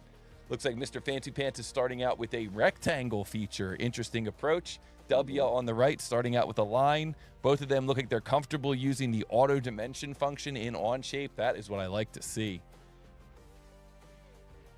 Yeah, no, it's definitely, it's a million ways you can go about it, like we said. And I know how Fancy's brain works, and I know how W's brain works. So it's going to be, we'll see what happens. Yeah, and of course, you could extrude this thing all at once. You could extrude it as a thin feature. You could, model up as a solid and include that fillet. You could put the fillet on afterwards. You could round off that front nose the way Fancy Pants is doing from the top, or you could add that in as a fillet afterwards. So there's just so many different ways to model up this model. And Aaron C says, I'd probably do this as a boundary surface. I think that's the best approach. Yep, I think so too. And then to get that hole in there, you would probably use an indent feature. So Toby approved. Yep, I think we're drawing first blood. Fancy's got some 3D. Fancy on the left coming through with some. Maybe. Okay, changing which profile he's using. Gotcha. I love the way in on shape Fancy is very comfortable creating all that geometry and then extruding it. Parge in the chat, old friend of the show. Hello. Great to see you in here again. Says done. Let's go. Okay, Fancy Pants was able to use that first sketch and then extrude it again, but looks like his second extrusion maybe had the incorrect depth. Look at him editing that feature, revising. Wow. Truly drawing first blood here. Okay, changing the depth of that other one. Looks like he had both of them to the wrong depth. And then on the right, we got W. He's got that L shape done. He's got that fillet done. Now he's just got to get in there and make the hole and that fillet running along the front. Fancy Pants. I can see this going either way. It's neck and neck right now, truly. Fancy Pants on the left coming in with that final fillet. Going into his mass calculator. Let's see if he's able to come up with the correct mass. He's looking at the answers there in the mass calculator. W taking a look at his mass calculator as well. Fancy Pants coming up with an answer. 601 grams. And that is correct. And we got ourselves a champion moving into the semifinals. Wow. What a final matchup there. That was so cool. Awesome. Great job to Mr. Fancy Pants securing that victory. You're going to be going up against Smiley next week. And wow. What a match between all of our runners today. GG really to all of the runners who participated today. It was really awesome. All the matches that we saw today. La Lambs and Smiley. Smiley taking down the win there, moving on to the finals. And of course, Mr. Fancy Pants versus W. Wow. W's laughing at himself. He's like, I totally forgot to round those corners. He's like, I don't even know what was going on, but he's in good spirits. So good job to all you guys. Yeah, the pressure. Yeah, it stinks to get knocked out of this tournament, but in a way, it's probably a relief to get that pressure off of you. So I could definitely understand that.